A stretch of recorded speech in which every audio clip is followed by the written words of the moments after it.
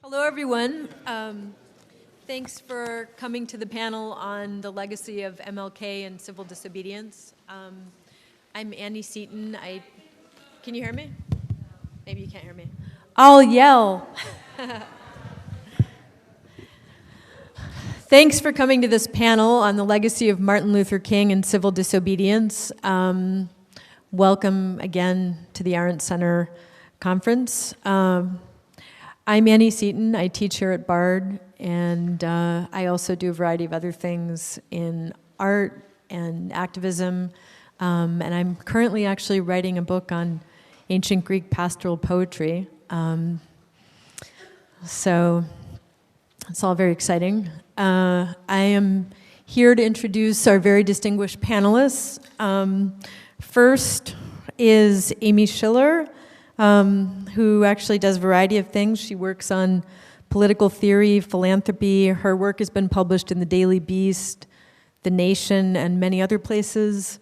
She's also done a series of culturally important things. The blog on... Are you talking about Beyonce? Yes. Sorry. I think Annie's referring to one of my passion projects, which is a blog that combines Passiver images with Beyonce lyrics, which is called Beyoncator. Thank you. Yeah, thank you. It's not my most academically rigorous, but still culturally significant work. Thank you for that. Thank you. I also teach at the Brooklyn Institute for Social Research along with Samantha Hill, the assistant director. Yeah. But I think that is important. I recently gave a talk on Roman pastoral elegy and Beyonce, which required my showing formation to a group of English professors at University of Pittsburgh, and they were scared that they were going to have to dance or talk about it or something. Maybe we should. So I'd also like to introduce Thomas Chatterson Williams, who has written the incredibly influential and important book, Losing My Cool, Love, Literature, and a Black Man's Escape from the Crowd. He writes for the New York Times Magazine. He's received a Berlin Prize. He's someone that is sort of frequently in the kinds of conversations that we're having today. And then, last but definitely not least, because he's going to have to go first, he's brave, is Kenyon Victor Adams, who's currently an artist in residence at a little school you might have heard of, Yale. And he's a multidisciplinary artist, poet, curator, creative director, has worked with Bill T. Jones and many other people. We're very lucky to have him, and we're going to be seeing some work from you after this as well. So thank you, and we're going to open up right now to Kenyon. After each of these wonderful people presents, then we'll have an open conversation.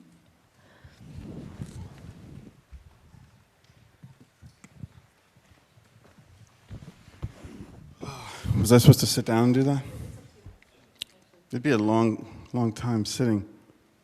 Do you want me to sit down or you want me to stand up? You pointing me over here? He's pointing me over there. Then I should give you this. I'll keep this. I like the way this one sounds. All right. Okay, I definitely imagined saying this standing up, so.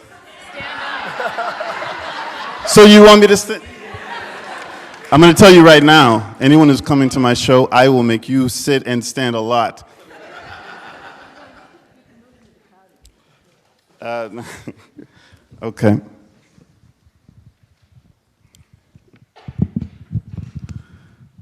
Very impressive energy for an afternoon crowd. I'm happy to have been here. Thank you, Roger. And I'm happy to meet my fellow panelists. In the spirit of this conference, I'm going to quote someone with whom I have had some key disagreements, but mostly related to jazz. Ralph Ellison writes, "Perhaps more than any other people, Americans have been locked in a deadly struggle with time, and the great part of our optimism, like our progress, has been bought at the cost of ignoring the process through which we've arrived at any given moment in our national existence." Since we are here concerned with citizenship, I want to preface my brief remarks by signaling the relationship between citizenship and national memory, and how the concept of race as we have seen in various historical examples, necessarily replaces that of citizenship. Race, with its weird science and capacious imaginative scope, once assigned and proliferated, features the negation of historical and genealogical identity, but also, arguably, the national identity of all subjects within its range of address. The potential fruition, even beauty, of citizenship can perhaps be experienced only by a people who have access to recall or ingest the story of a nation's becoming and their own place within that narrative. So the concept of race, and particularly of whiteness, as it has been developed since the 17th century, imminently threatens the virtue of American citizenship, democracy, and the future of the national community. It was this insight, imbued by particular theological claims and critiques, that was King's central concern. And it is there we must locate possible outcomes of his work or apparent disparities in his legacy. But before critiquing or even assessing King's legacy, we must ask ourselves, how do I know what I know about King? And I want to suggest that there is something distinctly inherent to American life that makes fragile our national memory and troubles any certainties about formal readings of King and the freedom movements with which we identify his legacy of contemplation and action.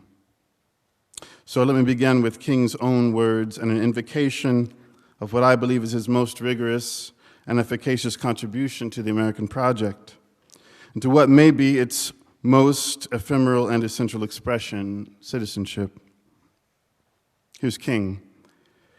If America does not respond creatively to the challenge to banish racism, some future historian will have to say that a great civilization died because it lacked the soul and commitment to make justice a reality for all.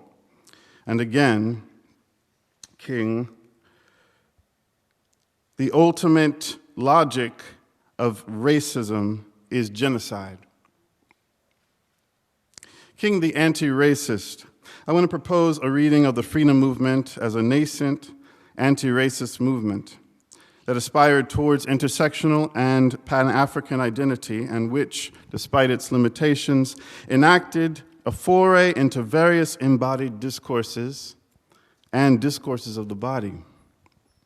King's identification of racial hierarchy and its predicate, whiteness, as a critical threat to American democracy must also remain central as we reflect on King's mission and strategies.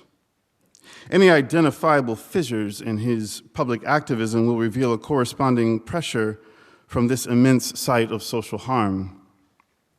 King's methodology of nonviolent, direct action relies on two basic elements that have proven both artificial and unsustainable. One, the delusional character of American democracy. Two, the inherent and inextricable Christianness of white identifying Christians, or white identifying citizens. Both of these assumptions can perhaps be attributed to a kind of spiritual naivete in King in relation to the violent nature of whiteness, a sentiment nurtured within King himself as an article of personal faith and also as a theological and political figure. King's tactic was to move the proverbial needle on white moral capacity, trusting that so-called white America's rendition of Christianity was the ultimate arbiter rather than the justifying agent of America's liminal democracy. 3 points on this and an observation, and then I'm going to close. Elements of King's strategy that have proven artificial or unsustainable. One, that there is an equivalence between white identity and black identity, between black beingness and whiteness. This may have resulted from a failure to consider a historical and ontological account of whiteness. Two, the idea that white identifying Americans are fundamentally God-fearing people and will capitulate to the moral demands of historical Christianity. Three, the problem of the exceptional Negro. The idea that if black people can perform and depict such a high standard of moral, intellectual, and physical rectitude, they will inevitably overcome white prejudice and therefore transcend racial hierarchy, by achieving through exertion the standards of superiority and entitlement upon which whiteness is based, placing the responsibility of eradicating systemic injustices on the citizens most negatively affected by those systems.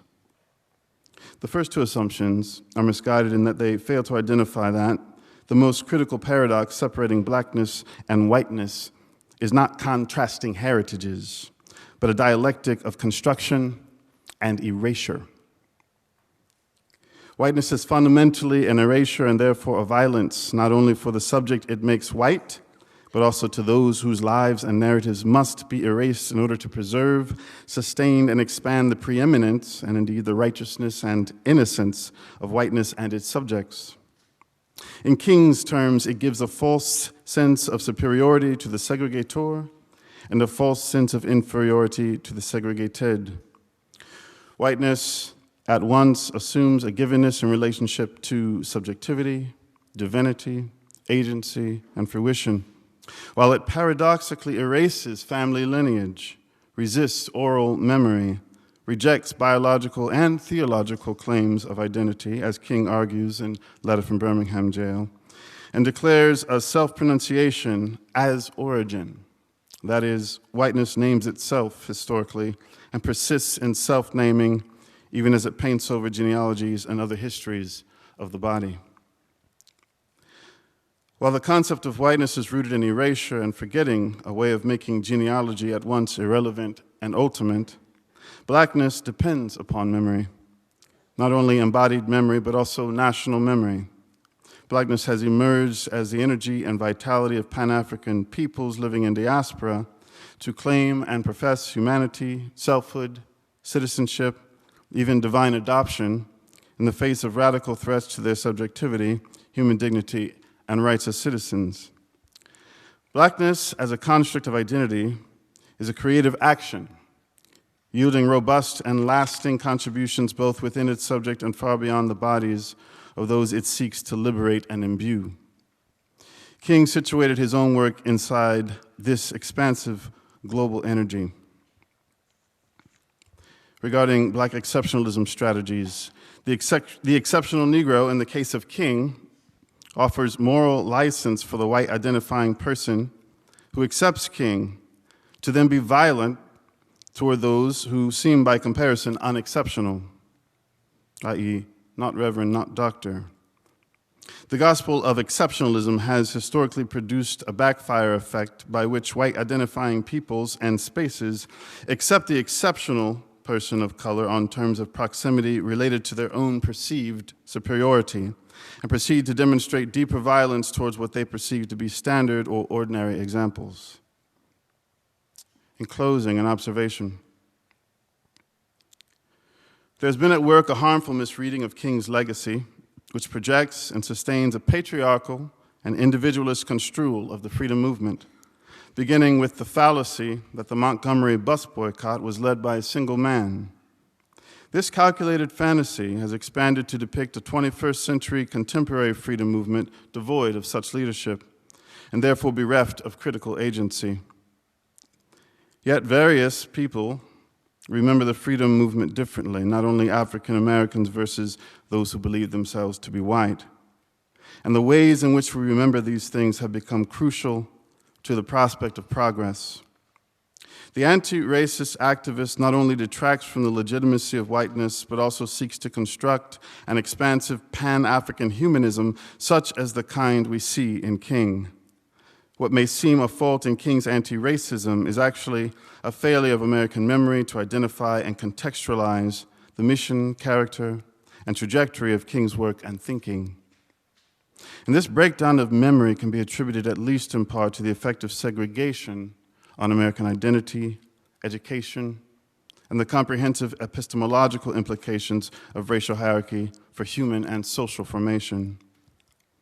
It is this anti-racist position and the anti-racism movements, namely those of Angela Davis, Black Lives Matter, various campus movements, Poor People's Campaign, the newly founded Anti-Racist Research and Policy Center, the Racial Imaginary Institute, and many others that have carried on the deepest and truest work of King, along with the Black liberationist, womanist, and queer theologies that are continually championing and possibly recovering the irrevocably compromised missiologies, liturgies, and ideologies of Christianity in the United States. If in remembering King and seeking his legacy, we imagine a mythologized patriarchal figurehead of the Montgomery bus boycott whose most important moment is the March on Washington, then we do not remember King accurately or well. Remembering King as an anti-racist, criminalized by his government, a strident opposer of white supremacy, a mere representative of the total activities of a resistance ignited in segregated communities across the U.S., then we will see the legacy still alive and under threat. Thank you.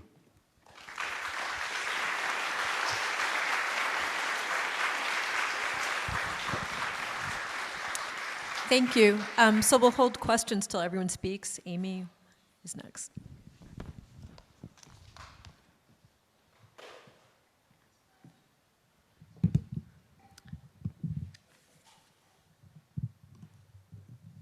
Sorry. Have no ambivalence about standing. Just want to say it's such a pleasure and an honor to be here on such a distinguished panel.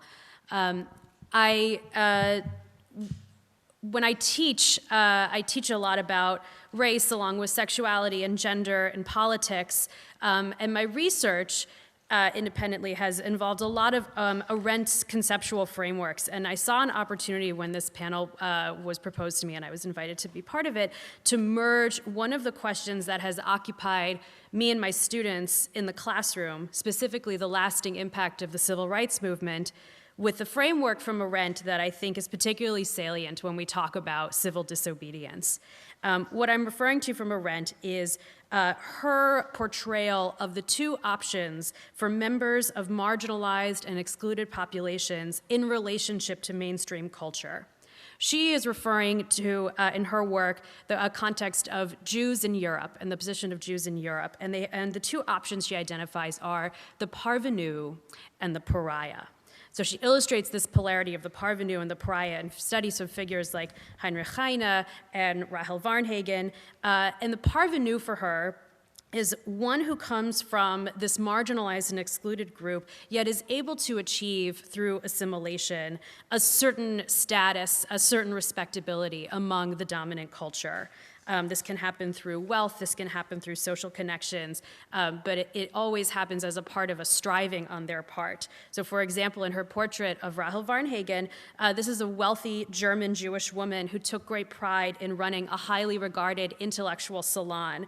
And she was a woman who did everything she could to assimilate, including changing her name and becoming baptized to seek respectability and status that was untainted by her Jewishness. So the parvenu yearns for acceptance attainable only through social climbing towards the rewards of mainstream society. By contrast, the pariah uses her detachment from mainstream society to see it more clearly, to speak against oppression that is made most visibly clear by the conditions of her own life. And the conscious pariah, in particular, resists oppression through embracing her marginality. She becomes a champion of oppressed people, and she's able to analyze the circumstances by which they become so. And Elizabeth Young Bruhl notes that the pariah's task includes this one critical component that I'll come back to later on, which is, quote, to avoid sacrificing the outsider's perspective for the parvenu's comforts. So I'll say that again, to avoid sacrificing the outsider's perspective for the parvenu's comfort. So I'll leave that for now, before I turn to Dr. King, but just think about that polarity of the parvenu and the pariah and their relationship to each other. Now, to me, Reverend Dr. Martin Luther King Jr. was a conscious pariah par excellence, and the anniversary of his assassination this year has led to much revisiting of King's political breadth, which goes far beyond the mainstream narrative that refers to him wanting all children to be judged by the content of their character, not the color of their skin. We learned this morning from Mark's talk that the actions of the early 1960s and the 1950 civil rights movement were far more controversial than our historical narratives will acknowledge at present. However, even more so, the king of the later 1960s, who spoke against the Vietnam War at Riverside Church, who connected militarism, poverty, and racism, sometimes materialism, as his triple evils, that king leaned even further into the position of the pariah, someone able to diagnose and willing to speak against the most fundamental levers of oppression. He acknowledged that loss of social status, which was the parvenu's greatest fear, would inevitably accompany the struggle he envisioned of a multiracial, anti-capitalist, and anti-imperialist movement. He says the first 12 years of the civil rights movement were a struggle for decency, a struggle to end the humiliation of explicit legal segregation. But the victories of those first 12 years, quote, didn't cost the nation anything, really in material terms to integrate lunch counters. Ending poverty, providing quality education, dismantling the military-industrial complex, these would be an entirely different story. And of course, King was not alone in advancing these ideas.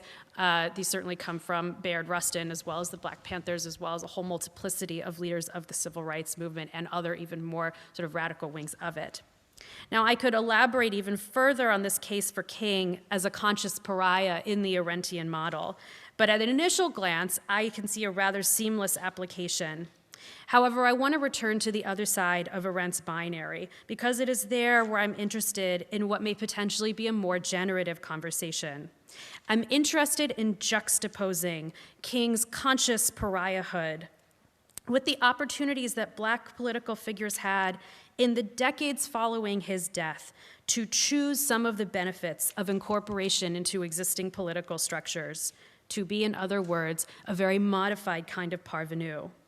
I will note here that even the most successful Black parvenu in the United States will very likely remain a pariah figure to many, and that the sedimented forms of racism at the institutional and individual level would make it very difficult for Black Americans to ever really feel themselves or believe themselves assimilated to the degree that might have been possible for German Jews. And this is a potential limitation of this thesis that I'm willing to debate another time.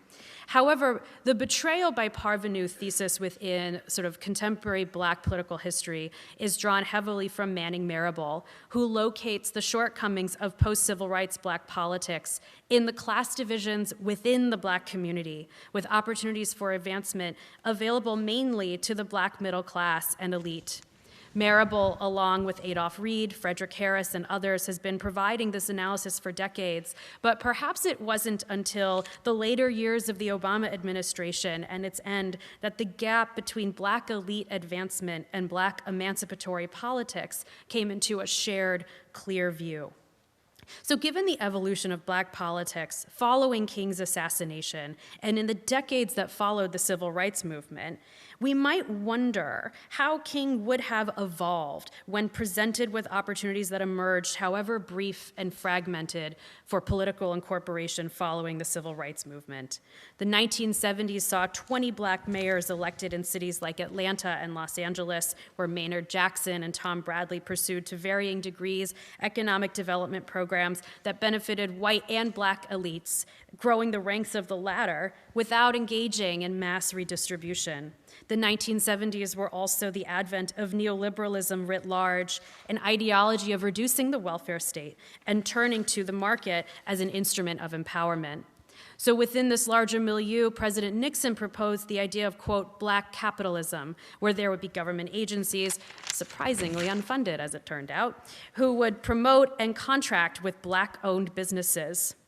This turned out to be mostly a cosmetic effort to co-opt demands for racial economic equity and to provide some reassuring vision for white voters on how racial protest would be pacified. Now, this does seem in retrospect a cynical ploy, but there was undoubtedly some benefit to a select few elites, who also, of course, must have served in administration roles to run these programs. We don't know how King would have changed or navigated any of these shifts, but we can see that the temptations of the parvenu's comfort through assimilation and incorporation creeped into Black politics very soon after King's death, creating a form of politics which was by no means the only form. This is by no, this is not an attempt to erase more radical approaches. It's only to say that this possibility only came into existence at the time, to create a Black politics that bore little resemblance to King's radical critique of the totality of American power. As a Jewish person, I can draw from the example of my own community to say that Jewish members of the Trump administration, like Stephen Miller and Jared and Ivanka Trump, have thrown into sharp relief the sacrifice of conscience that the parvenu makes and the never-ending mandate of a pariah to remain critical of the exercise of any kind of power and the rationales for its maintenance. If we recall the mandate of the pariah to avoid sacrificing his perspective for material comforts, we can at the very least mourn what we hope would have been the steadfast consciousness of Dr. King had he lived a longer life. And we might also wonder whether the loss of his lived example and guidance caused a potential cross-class, cross-race coalition to fracture, and whether that fracturing made the commitment to the pariah's discomfort less appealing and the rewards of embracing some components of American power more possible.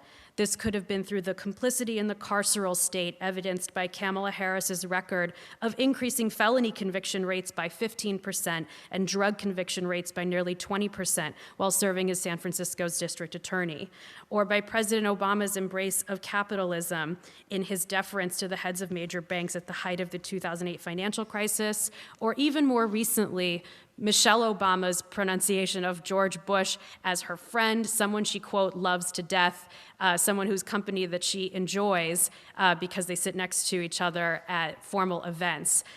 So the question that these bring up for me is not, was Martin Luther King a model of civil disobedience? It's how can we rediscover the courage to be the kind of conscious pariah that he was? Thank you.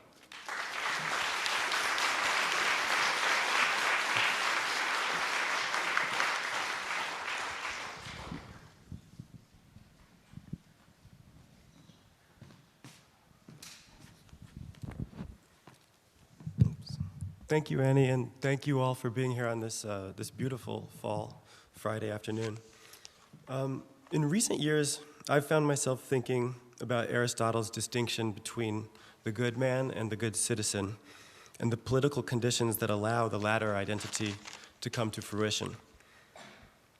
This is a distinction that Hannah Arendt draws on in her essay, Reflections on Civil Disobedience, in which Leo Strauss elucidates as follows. The practical meaning of the notion of the best regime appears most clearly when one considers the ambiguity of the term good citizen. Aristotle suggests two entirely different definitions of the good citizen. In his more popular constitution of Athens, he suggests that the good citizen is a man who serves his country well, without any regard to the difference of regimes, who serves his country well in fundamental indifference to the change of regimes. The good citizen, in a word, is the patriotic citizen, the man whose loyalty belongs first and last to his fatherland. In his less popular Politics, Aristotle says that there is not a good citizen without qualification. For what it means to be a good citizen depends entirely on the regime. A good citizen in Hitler's Germany would be a bad citizen elsewhere. But whereas good citizen is relative to the regime, good man does not have such a relativity. The meaning of good man is always and everywhere the same. The good man is identical with the good citizen only in one case, the case of the best regime. For only in the best regime is the good of the regime and the good of the man identical, that goal being virtue. This amounts to saying that in his Politics, Aristotle questions the proposition that patriotism is enough. From the point of view of the patriot, the fatherland is more important than any difference of regime. From the point of view of the patriot, he who prefers any regime to the fatherland is a partisan, if not a traitor. Aristotle says, in effect, that the partisan sees deeper than the patriot, but that only one kind of partisan is superior. This is the partisan of virtue. One can express Aristotle's thought as follows. Patriotism is not enough for the same reason that the most doting mother is happier if her child is good than if he is bad. A mother loves her child because he is her own. She loves what is her own, but she also loves the good. All human love is subject to the law that it be both love of one's own and love of the good. And there is necessarily a tension between love of one's own and the good, a tension which may well lead to a break, be it only the breaking of a heart. That's Strauss from What is Political Philosophy. In Donald Trump's America, this distinction between partisan and patriot, good man and good citizen, seems more salient than it ever has at any other point in my life. What, after all, does it mean to be a good citizen in America at the moment when children and even babies are torn from their parents and isolated in desert cages, when so many unarmed men and women, often but not always black, are shot to death with no repercussion, when children are slaughtered in our nation's schoolrooms because our laws ensure that the most violent of weapons remain readily accessible, and our lawmakers pantomime regret while enthusiastically sacrificing a percentage of our boys and girls to the gun lobby on the altar of commerce, when avowed racists march through our streets and the president condones them. There are fine people on both sides, he tells us. At what point are we to conclude that blind patriotism to such a regime is incompatible with the dictates of good citizenship? Though the realities are starkly different, the tension between these two kinds of good also makes me think of the powerful 2006 film, The Lives of Others, which many of you probably have seen. Set in 1984 in East Germany, a Stasi agent is ordered to spy on a playwright who has thus far escaped state scrutiny due to his pro-communist views and international recognition. The agent and his team bug the writer's apartment, set up surveillance equipment, and begin reporting his activities. But eventually the agent comes to find out that the playwright has been put under surveillance at the request of a man who covets his girlfriend. It dawns on him that he cannot serve his state and not participate in a terrible wrong. Here rendered in miniature, of course, but it is not hard to extrapolate from this personal wrong a much greater society-wide wrong any citizen serving such a regime would necessarily be complicit in. And so at great personal cost, this agent, who reveals himself to be a good man, subverts and disobeys the demands put upon him. We are now living in a time where a great many Americans, in an enormous variety of nonviolent ways, are deciding to disobey, in ways we may agree with and in ways that may repel us too. We see in the country's sanctuary cities, police officers and mayors unwilling to do the work of reporting and rounding up undocumented immigrants for ICE. We see men and women taking it upon themselves to rid their communities, their communities of monuments to slavery and diminution. And yet elsewhere, we do see citizens refusing to adapt to our evolving understanding of gay rights. We see business owners refusing to serve same-sex clients, which is also a form of disobedience. In these instances, the disobedience is in contradiction of pressure that is considered legal. They are disobeying the law, whether or not we agree with it. But there is also a more expansive understanding of civil disobedience, which in some cases may even be harder. And this necessitates going against social norms, if not legal strictures, which is why Arendt distinguishes between disobedience of the law, both civil and criminal, and the defiance of religious, secular, political, and social authority. Is the football player Colin Kaepernick a bad citizen for kneeling during the spectacle of the national anthem and drawing the ire of the president and many self-professed patriots, losing his career in the process? The law can stabilize and legalize change once it has occurred, Arendt writes, but the change itself is always the result of extra-legal action. The case of Kaepernick and the national movement against police brutality and the extraordinary backlash it has generated particularly interests me in light of the themes we are here to consider. Like the agent in The Lives of Others, Kaepernick offers a prosaic glimpse of what can happen to a man trying to be a good man in a bad regime. Can civil disobedience help reunite majority opinion around a common truth? So far, I'm not at all certain. Is civil disobedience, however, an exemplary and courageous act of citizenship? A useful and necessary means, at the very minimum, of allowing the good man to continue looking himself in the mirror in an imperfect society? What Camus meant when he spoke of the individual's resistance to injustice as fundamental for the resisting individual's own health and welfare? Of all that, I am positive. It remains to be seen if what we are witnessing today can equal that which was harnessed during the civil rights movement of the 1960s, led by one of the finest citizens this country has ever produced in the figure of Martin Luther King. But it is a start and a welcome divergence from the end of history complacency that mired us in previous eras. As others have remarked, the United States is a country in which an individual, through one of the most serious oddities of our law, is encouraged or in some sense compelled to establish a significant legal right through a personal act of civil disobedience. In some very real sense, then, loving America means knowing when and how to defy her, both legally and normatively. This is not partisanship. This is what genuine patriotism looks like if we insist on another definition of patriotism, of the patriot, one more expansive than that used by Aristotle. I think of the two women who confronted Senator Jeff Flake in the elevator after the Kavanaugh testimony. I think of them holding open the door, demanding he not look away from them. And to my amazement, I think of him actually, if fleetingly, listening to them and changing his vote. And for a moment, I really do believe that a new and better democratic American ideal can emerge. But to live up to the legacy of King and others, it may be the case that many more of us are going to be required to be courageous. Thank you.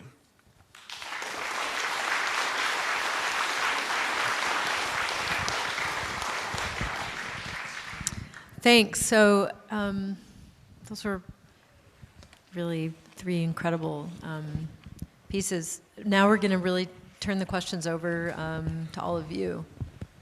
So you're going to have to stand up and probably speak pretty loudly. Yeah.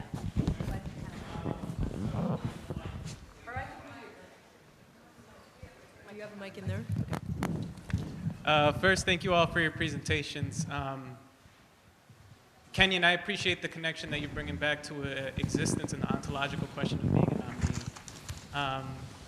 So I was thinking about the connection that you were making between blackness as a space for creative action and the distinction Chatterton was making around the good man and the good citizen.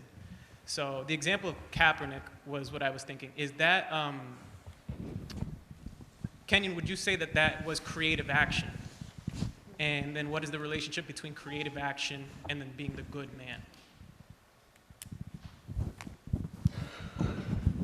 That's a great question. Thank you. Maybe we could split this, especially the bottom half. Is it a creative action?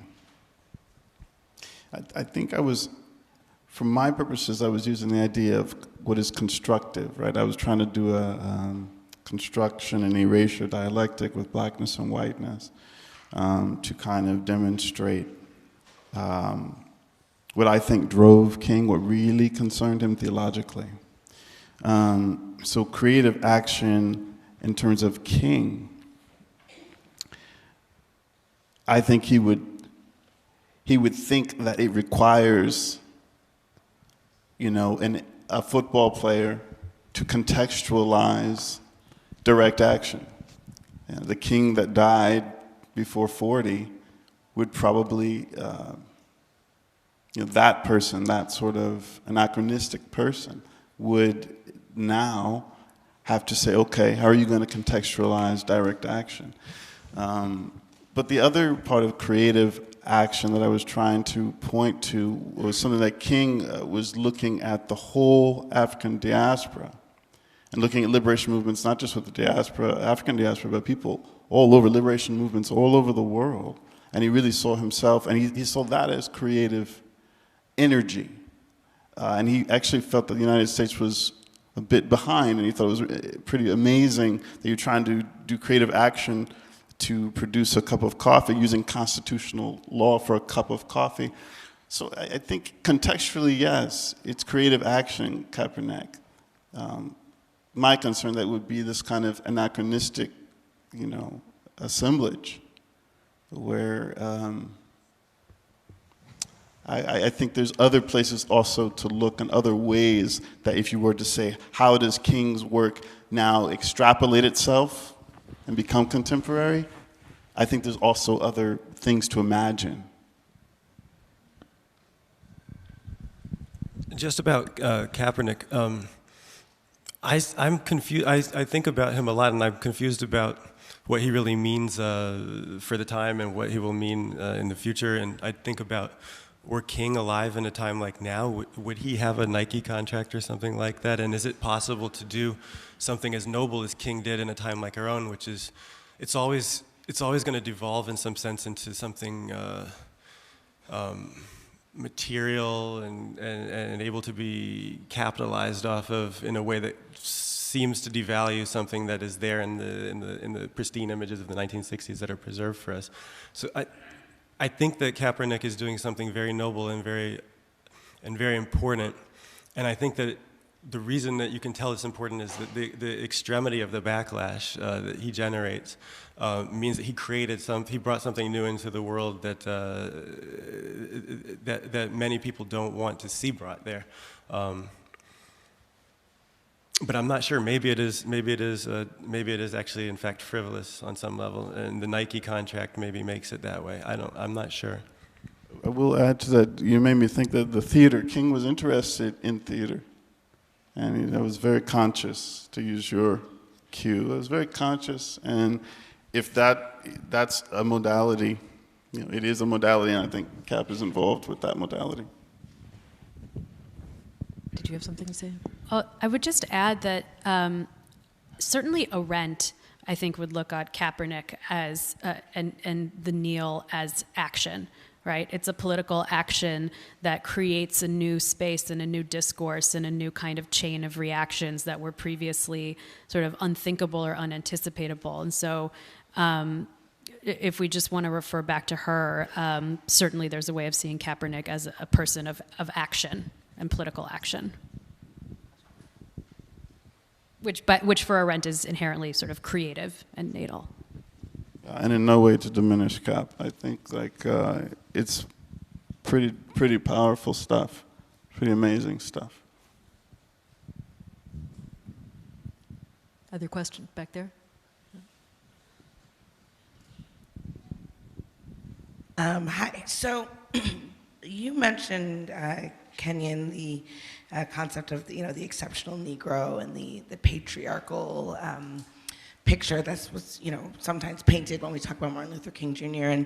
And it reminds me of the study I recently saw, actually, that says both white and black women equally look at natural hair, black natural hair, as being unprofessional, which shows this level of I hate the word colonizing, but I'm going to say it anyway. This colonized thought As being what? Colonized, like No, they look at natural as being hair unprofessional. Unprofessional. Yes, Whoops. yes, and I was shocked to find that it was equal. Both black women and white women seem to think this in this study, and despite the intersectionality of the Black Lives Matter movement, there is still this exceptional Negro concept, which then allows us to justify behavior that is bad behavior against others, and also this patriarchy where sometimes black men are trying to get freedom for black men and not for black cis men and not for trans community or women. And so I guess my question, and I'm getting to it, is how can we tackle our refusal to focus on a holistic liberation when survival is really what is on everyone's minds? And I feel that we're not really focused on a holistic liberation of all within the black community. Is that fair? That makes sense? For me? Okay, yeah, a lot there. Let me just say the name Ebony Marshall Turman in case you haven't engaged her. She can certainly speak and has spoken to this. Also, Howard Thurman. We like to talk about King and Gandhi. I think that's another interesting memory we harbor or hold. Howard Thurman was the spiritual leader that likely mostly influenced King. He gave if you listen to his eulogy of King, it's extraordinary. And Thurman is a key to what you're asking in the end of your question.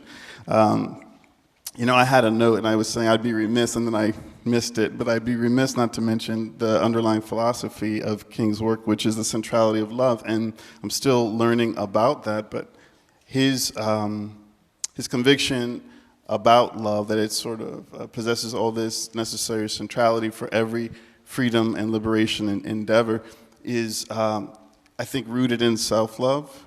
And so self-love, self-care is something you're hearing a lot, and you got to really recognize that Black Lives Matter put that out there as a whole new kind of infiltration of psyche and constructive beingness. A love letter to Black people, So this, I think, the holistic, if joy, according to Willie Jennings, is the goal of all this justice work, then love, is the journey, is the engine, the driver, the power. But that has to be self-love, and Turman is a really clear voice on this. And so I think learning what King meant when he talked about love and what Turman means when he talks about love, and then applying critiques. You mentioned the patriarchal rendering. I think whiteness and straightness, these things are all connected. Baldwin could have given that address, Rustin could have given that address. What would have happened if they had?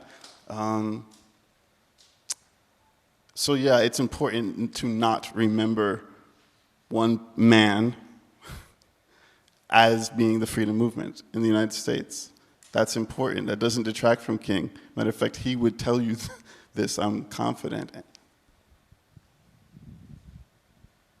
Anything else from the other? If I understood the question, you're juxtaposing the individuals kind of breaking apart from the oppression from the group left behind. I often think about this and wonder, I moved to Paris 7 years ago, and I think a lot about some of the black, including James Baldwin, some of the great black writers who have done that, and I think a lot about what Richard Wright said, which seems on one level a little bit like betrayal, but on a human level it makes a lot of sense to me too. He said, he was so happy when he got to Paris, and he said, every hour that you're fighting for your freedom is an hour that you're not free. And he said, I have more freedom in a square block of Paris than in the entire United States of America. It's a question taken up in Paris Blues with Sidney Poitier and Paul Newman, where Poitier kind of doesn't want to go home, but his visiting girlfriend prevails on him to go back because she says that's where the fight is, and he doesn't know why he's going back to the fight, because if the fight is joy, the term you use, he already had joy. There's a tension there that I don't know is fixable between the individual and the group. The individual is always subject to the they, and the only liberation from that is to separate from the they, and that feels like something wrong on a lot of levels as well. So there's always something being sacrificed. Right there in the middle.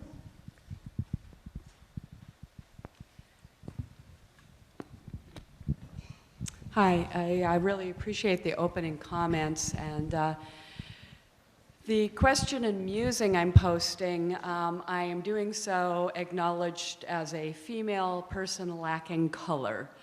But my concern and question really was prompted, Kenyon, by some of the things you said about ethnicity and Pan-Africanism.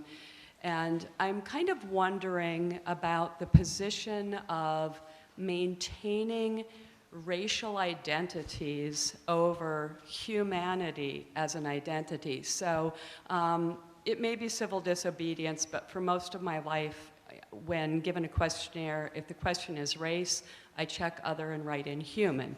I have done so for I don't know how long. Both of our adult children have done so their whole lives. I will check ethnicity for demographic medical purposes. But I have gotten backlash from friends and acquaintances who are people of color that in doing so as a person lacking color, I am being racist in claiming that there are no races. And I claim that from a biological standpoint.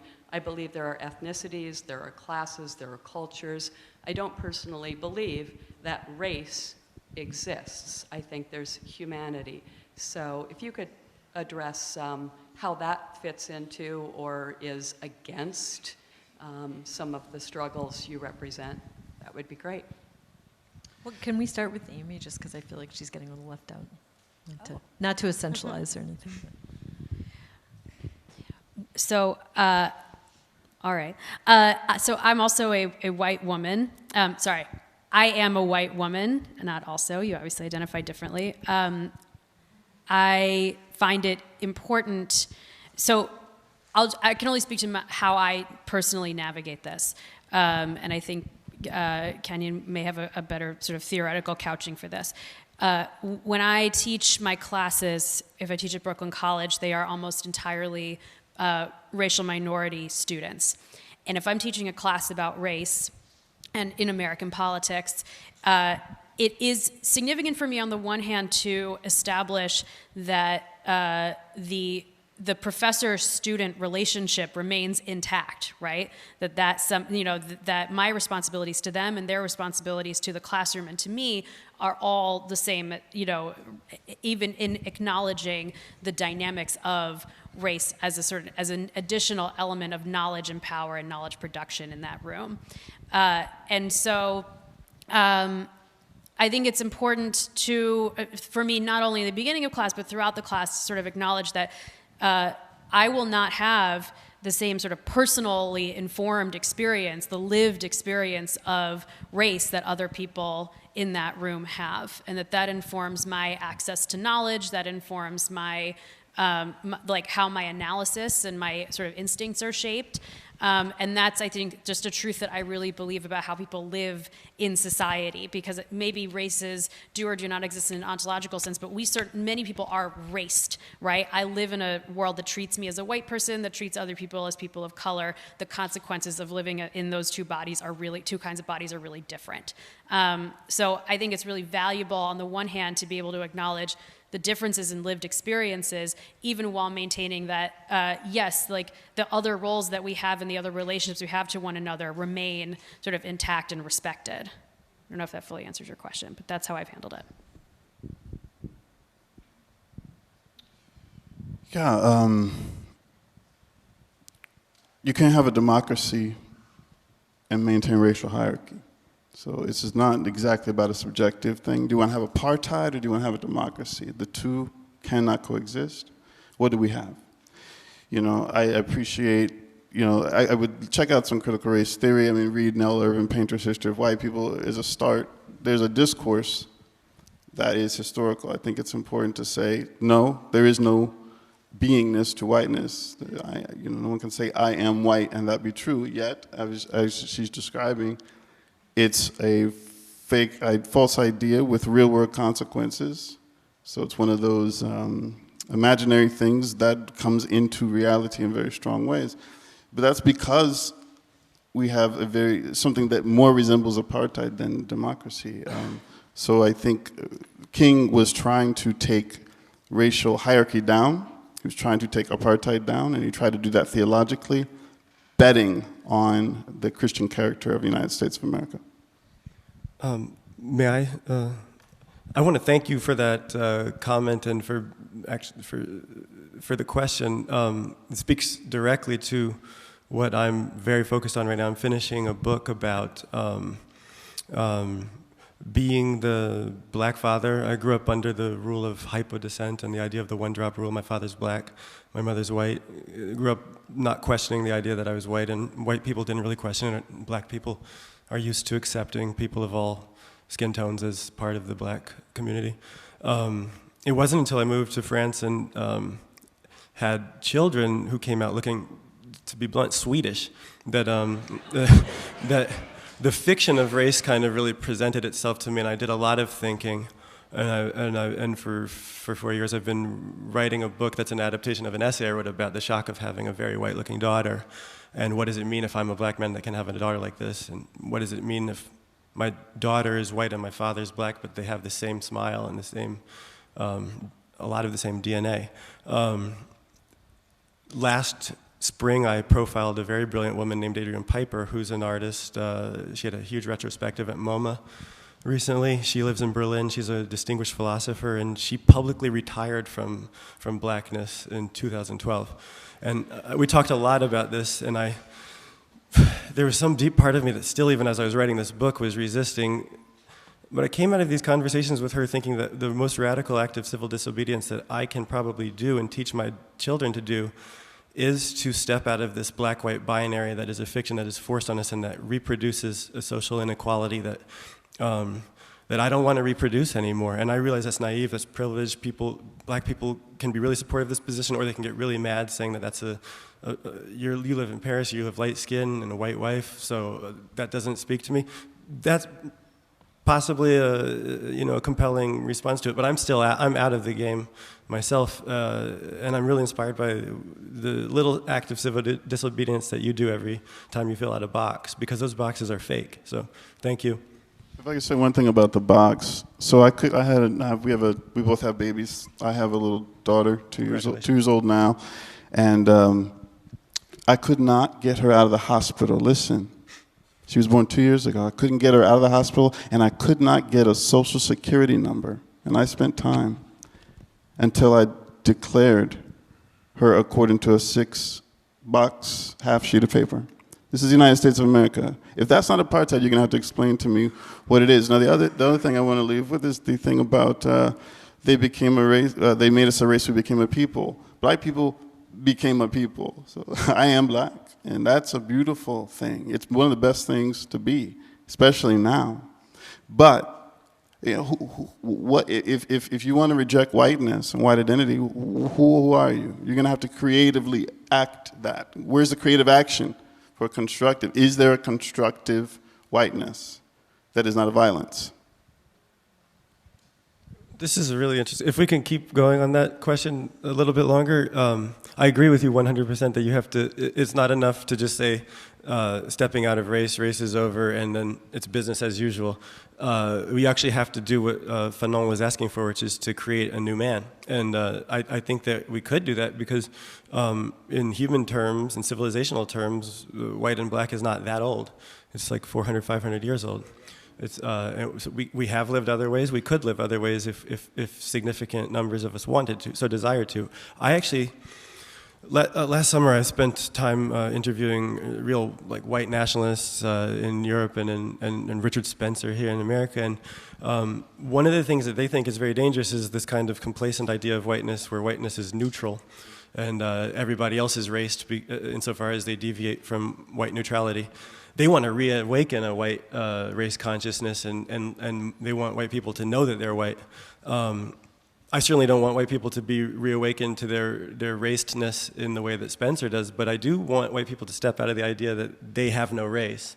I want them to rethink their social identity, and then collectively with other people of goodwill to think of ways that we can get past that and we can belong to a nation together as citizens, that we can be human together, as you suggest. It's really interesting that you say that about having kids in the States, because my kids were born in France, where they're about to strike the word race from the Constitution because... we should specify between race and ethnicity or other notions. Race has its own space, and it really didn't exist as a robust space until 1620, right? So ethnicity, you are from somewhere and somebody. So that's good news. You're not white, but you are from somewhere and somebody. So you can claim that and then try it. I think collectively the United States has to really, beyond, like I said, it's a laundry list. Taking racial hierarchy down, maybe the top of that list, and then we can deal with other embodiment. Before I take a question, I'm forced to say something, which is that as someone who wrote on race and the Enlightenment for my dissertation, and I teach about it as well, there is no human outside of race. So when the category of the human arose with Linnaeus, Systema Natura, I don't know if you're familiar with it, but Systema Natura by Linnaeus, have you encountered that? Linnaeus, yeah, so Swedish naturalist. So he was the person who came up with the notion of the sort of scientific categories through which we describe the human species.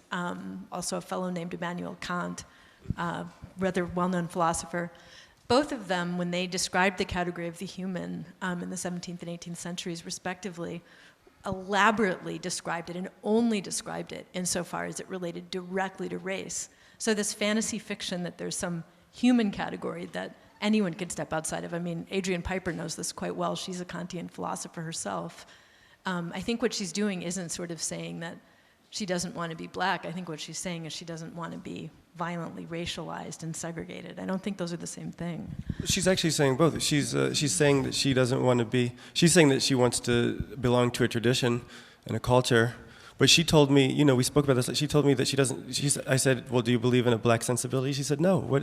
She said, there's no Jewish sensibility. There's no black sensibility. Right, but I still think that's not quite the same thing as saying that there's this human category that exists outside of race. When she says there's no black sensibility, I think what she's saying is something much more complicated. I mean, I think that runs throughout her work. She was actually one of my teachers. Piper. But I'm not proposing that either of us can know for sure what she means. I have a long profile in New York Times Magazine on her where she's on record saying that she doesn't believe people are white or black, and she's not black. Right, now I've read that. But, I mean, she said it pretty clearly. Right, no, but I think that she's also, well, anyways, I just don't think there's a human category that exists outside of race, historically, philosophically, or Is it possible intellectually. that we could imagine one going forward, though? Well, right, I mean, maybe Sun Ra would have to be the person to do that for us. Any other questions? Yeah. I can't help but add, as a medievalist, there was not a conception of race the way we have it. The way they thought of a person was primarily as a soul, and the word for soul is feminine in Latin. You know, and they can, I'm thinking of the kind of Western European tradition in particular, but it's not unique to that. This was a tradition that was kind of shared in many ways by the Islamic and the Jewish traditions as well. So this soul was not the body. That had nothing to do with it. It was often envisioned as feminine vis-a-vis a kind of a masculine god. You know, so I think that there are kind of notions of a way of kind of talking about a human being that are not kind of racialized the way they've been since the 17th century, and they're kind of interesting to consider. You know, there. But can I just ask? So, but the thing that makes us human, like. The thing that makes a soul into a human being is a body to some extent, right? It's a little complicated. Ultimately, Christianity would say that. I mean, that human beings are essentially kind of body and soul. But this sense of, you know, when we would talk about the subject, you know, for example, or the person, they would say the soul. That's the kind of the word that they used. Right. It's just a matter of sort of like, how do we... I don't know if I'm not convinced that we could subtract the body and remain and somehow still be talking about human beings. I mean, certainly in Christian theology, that's absolutely true. Mm-hmm. But the tradition was very much, you know, the major kind of division, you know, was that kind of between the human being, the angel, and the beast. I mean, those were kind of the three categories, and the kind of the human being is different between among, you know, kind of differently positioned, and also it had to do with whatever quote law you followed, and whether the law was that of Christianity, Judaism, paganism / Islam, which were considered to be the same thing. But if you converted to another religion, you were considered fully 100% to kind of be, you know, one of the self as opposed to the other. And there are kind of plenty of examples of that. You know, one of the first converts of Christianity was an Ethiopian. You know, in the Acts of the Apostles, you know, so I'm not saying, you know, mm-hmm. This is, you know, the answer to everything, but there are kind of different ways of envisioning this. I mean, I think King, you know, really proposed something that I think has been overlooked or ignored. You know, his training was in Western theological received traditions. He read all the medieval mystics, and, you know, he quoted Aquinas. He constructed all these things using the Imago Dei, and that was supposed to be something, you know, that it was indefensible, like that people came to him and he said, you know, you basically can't be a Christian anymore and believe the Imago Dei and then be a segregator. Yeah. Right? So that to me is his line in the sand theological. From the theological, the question is, does the theological tradition you're referring to matter to America? Because if you look at King's legacy, that's a question. Yeah. I think that's, you know, very, very, I mean, especially in kind of recent years since 2016, and we see kind of, you know, we see the kind of the direction in which, you know, evangelical Christianity in particular, one has to say, has gone. I mean, not all evangelical Christians, I want to make that very clear, you know, but, But I mean, there are certainly plenty of people who do identify with Christianity across all races, and of course other faith traditions and non-faith traditions, here. But I think we can't hold on to theology. But the racial imagination in the United States is wed to the Christian imagination through the lens of American Christianity. So this is, I think, still a debacle. Yeah, I agree. And yes. Hi. In recent years, I've heard a lot of people referred to as people of color, or I am a person of color. And this includes Arabs who are very light-skinned, some of them. It includes Asians. I don't know who else it includes. Is that a racial category? Great question. That is a good question. I mean, I think that people of color is a term that doesn't mean much. It doesn't convey much. Arabs, that's an interesting category. They're technically Caucasian on the census, depending on which country they come from. But people of color doesn't make sense, especially when you get into the huge differences among Asian peoples, and where they fit on the whiteness scale is evolving still, and it's going to be very interesting to see how that plays out. I never refer to myself in terms like that. I mean, the term has been, I would say, claimed and held and beloved by millennials, or when I say millennials, I mean, I probably look silly, but people that I find to be younger than me. People of age. No, I feel a lot of my students that I've had use the term, and with a lot of creativity and pride. And I think language, we were talking a bit about language last night. I feel that certainly in the poetic realm, where artists live and where poets live, language is not this fixed thing that tells us what to be.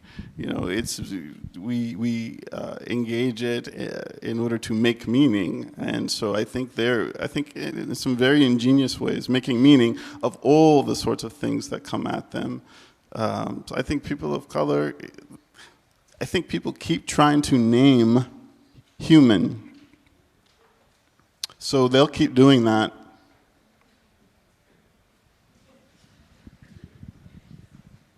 Someone back there in the audience? Yep.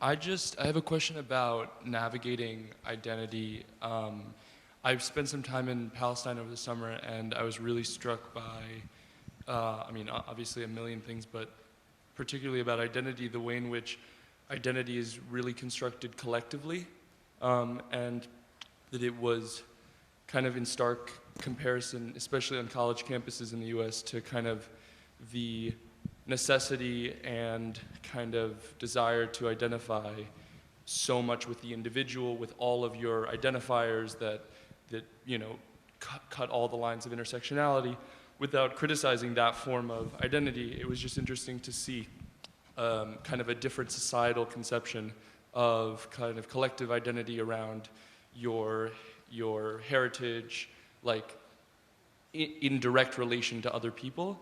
And so I guess my question is just, if we are imagining that we can create kind of a new, as you were talking about, just kind of a human category in the future, if we could engage with that, how do we navigate through the very different ways in which we collectively or individually identify?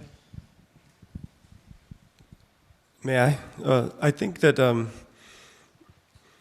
it's important we're not all going to get on the same page at the same time, so I think that some people are going to navigate a broader understanding of common humanity than other people will at the same time, and there will be spaces that are freer and others that are more traditional and restricted or even backwards. So I think that people can find each other who want to create that new man, but I'm not so naive or utopian to think that we will all do this and and maybe it won't happen in certain parts of the world ever, you know, and the one that you refer to maybe as a place where group identities are so ingrained that it would be very hard to get over. A lot of hands back there. How about the furthest back person? Yeah.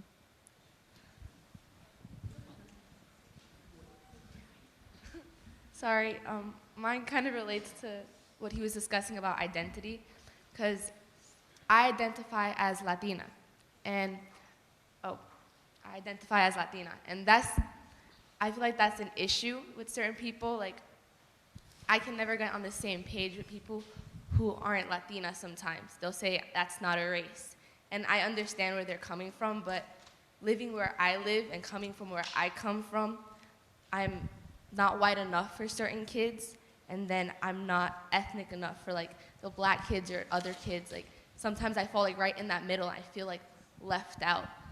Like, when you address this, how do you address that? Because I don't fall with either, like, in this situation. Who is that for?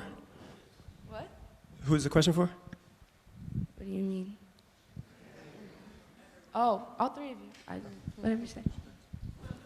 You go. I think you should define yourself as yourself. I think that's hard to do, but it's the most meaningful definition you can come by. I understand that there's a lot of sustenance in belonging to a they. But you say you're Latina not because you choose to construct yourself that way, but because you don't get constructed in two other binaries, right? But that seems to me an inadequate way to move through life as being defined. And I think it's all of our work to define ourselves. And sometimes it's very easy just to slip on the cloak of communal identity because it doesn't demand as much. But you're young and you're here at a very good school, and maybe there's something else to you besides being given a social identity to the extent that you can. I will build on that and just say, I think one of the things that interests me is, what are the vectors by which we can find ways of connecting to one another and to other people? What are the shared interests? What are the solidarities? What are the goals? Do I necessarily need, I think everybody needs validation, and everybody needs a certain amount of recognition and affirmation to feel solid in the world, and I really respect the need for that. And I also think that finding one's social community and one's political community does not begin and end with that project, that it is sort of bigger and more expansive than the project of identity affirmation. Identity affirmation can come through sort of action that things that one does with others. I only have one other thought, maybe with our powers combined. Here's the thing. There's the subjective experience, and then there's the apartheid sort of resemblance of our society. The U.S. Census, and I don't even know if the people who did this had master's degrees, but they created the term Latin, right? Now you hear very creative, this is the creative people who have done a lot with that sort of identity. So they're going to say the Cuban is the same thing as the Mexican is the same thing, and that creates political power in voting. But the census made that. So that's one reality. The 2020 census is coming up. How are you identified in that? That, you can claim identity, but at some point I will, in this country be reminded that I am viewed on that paper a certain way, whether through violence or other situations. And then there's the political aspect. So if you have an issue with the term Latin, it has been made. So maybe you have an issue with the making. You can take that up. Anything near the front here? Yeah? We have somebody up here in the front.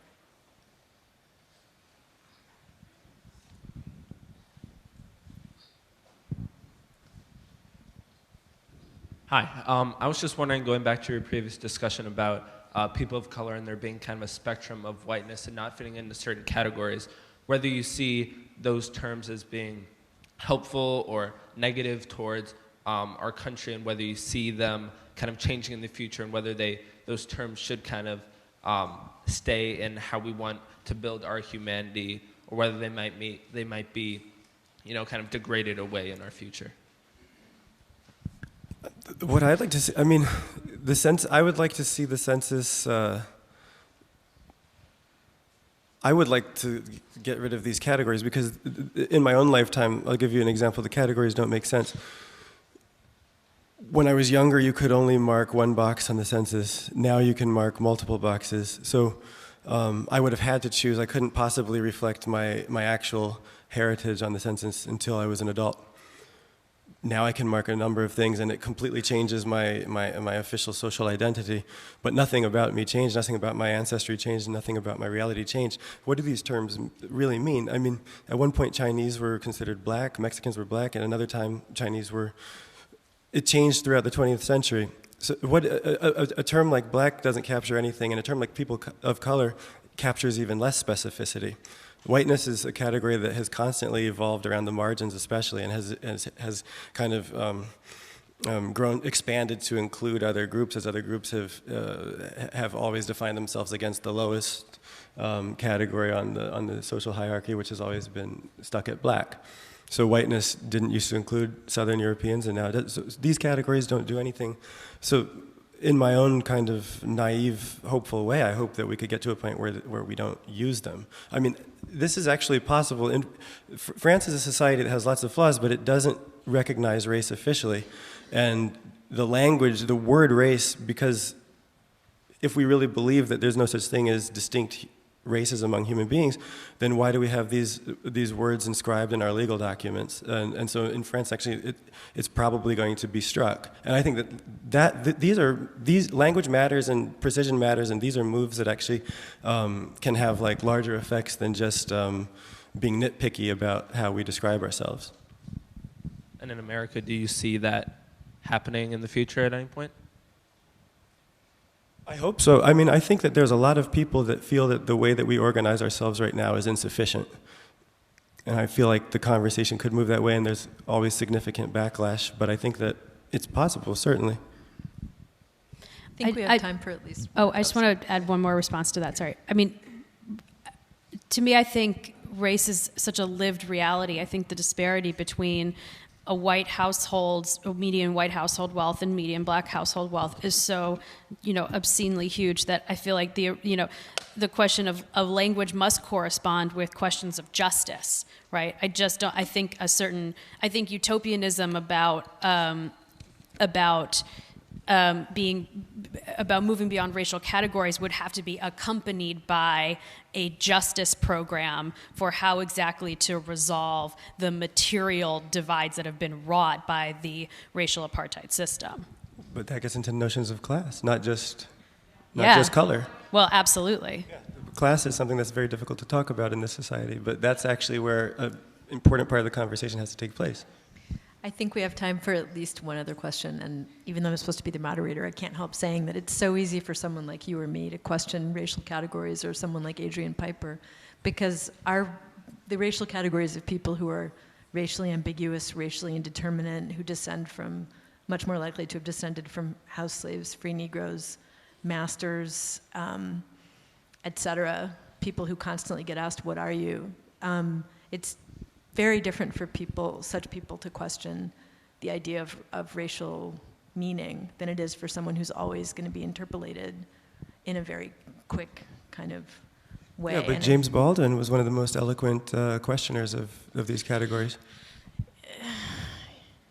Yeah, I don't think, I can't agree. I mean, what you're saying, a lot of it's actually reminding me a lot more of Jean Toomer than James Baldwin, and of things that Toomer said in it's in Baldwin too, though. The Blue Meridian, and very differently. But anyways, we got somebody back there. You said that you in looking at this whole human race thing, that you see yourself as naive and hopeful. I do look at you as a bit naive, and not that like I don't respect you as like a scholar, but no, like, I think we have to embrace naivety. So this is good. All right, this is great. So, like, for me, like being black, like there's just so much that goes into it, whether it's being on this very white campus and going through the day and knowing that I have to operate in a specific way, I have to write in a specific way, I have to talk in a specific way or else people won't take me seriously. Being black, like coming from a culture and being myself, like, yeah, I could be myself, but also part of being myself is understanding like my own identity. And I happen to use the word black.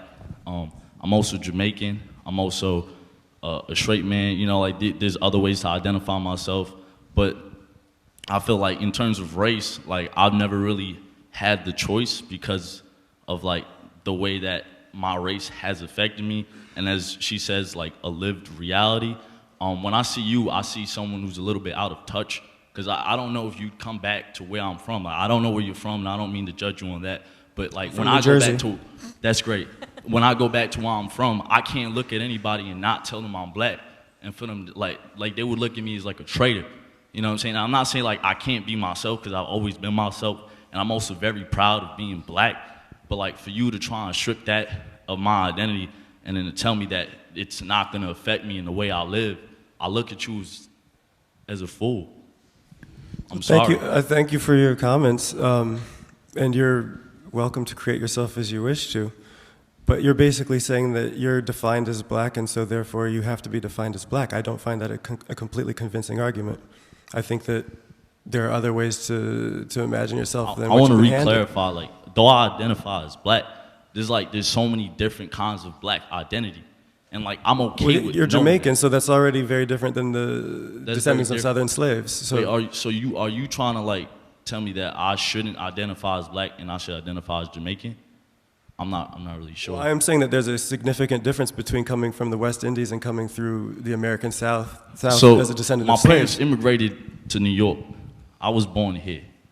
At the end of the day, like when people see me, they're gonna see my skin. They don't even they would never assume my ethnic identity. They don't even assume that I'm Jamaican, which is fine. Like I have to find a way to promote that myself. But I'm telling you, like the first thing that people see, like on this campus, like if I tell you like what I've been through or off this campus in this very rural community, which is also filled with a lot of white people, for you to tell me race is not a factor, I can't look at you and like not see someone who's like excelled and who has been privileged enough to sit where you are, and I respect your position. But like I see you as someone who's really out of touch. Well, thank you for your comments. There's always a negotiation between the self that you make and the way that institutions and other people regard you. You can't just walk out in the street and say you're white or Chinese, I understand that. But you can also have a much more critical view towards how your identity is socially constructed than you seem to profess right now. You're young, you're a college student. I don't mean to define your race for you, but I do hope that you might leave this conversation and question some of the ways that your blackness is constructed, and you might think about some of the ways with which your blackness differs from the blackness that my father had as a slave, as a descendant of slaves from Louisiana and Texas. It's extremely different. You don't have, the thing that you think that unites you is extraordinarily abstract. You might question it more. You might not, that's fine. Do we leave our like history in the process when we try to like take off these labels and revert to the human race? I'm sorry, what was the question? Do we leave our history in the process? I don't think that you have to. I don't think that I labels. ever said that what you should do is leave your history out in the process. Okay, thank you. Thank you. Thanks, everyone. I wish we could keep going, but Roger Berkowitz is going to come up to close us down.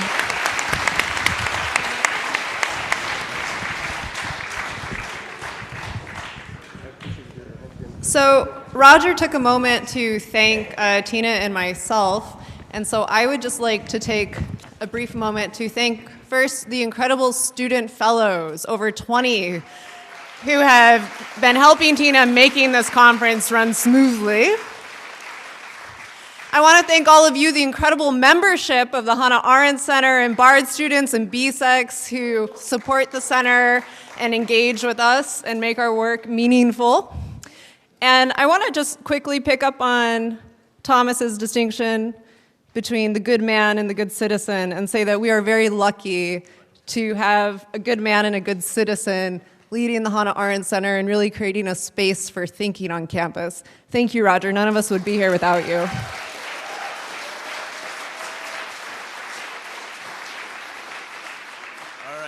Well, thank you to Samantha and everyone, and thank you to all of you for being here, and to our last panel. I've asked Annie Seaton, one of our esteemed senior fellows at the RN Center and moderator of this panel, to pick the winner of the raffle for this wonderful drawing and book by Ken Crimstein. So, Annie, do you want to pick someone?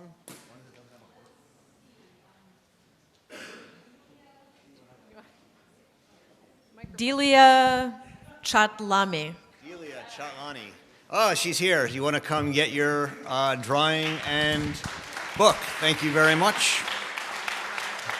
So, let me just say very quickly. I hope these 2 days, for those of you who've been here for much of them or some of them, make you think consciously about how you go through daily life as a citizen, as a good man, good person, good individual, in the Aristotelian sense that Thomas Chatterton was just talking about. And that we all begin to think more about what that means to take action in the name of good citizenship and being a good person. I'm not going to stand between you and your wine and cheese. There have been a couple of people who canceled her tickets for the amazing performance that we're about to see of Prayers for the People that Kenyon Adams wrote and directed by Bill T. Jones. It starts at 6 o'clock in the chapel. The box office will open at 5:30, and so for those people who didn't pick up their tickets will be sold at 5:30 at the box office, and you could go get them. There's also standing room only tickets available. So if you do want to see the performance and you don't have tickets, I encourage you to head to the chapel at 5:30. Otherwise, enjoy the wine and cheese, and we'll see you at the performance at 6 o'clock. Thank you all very much.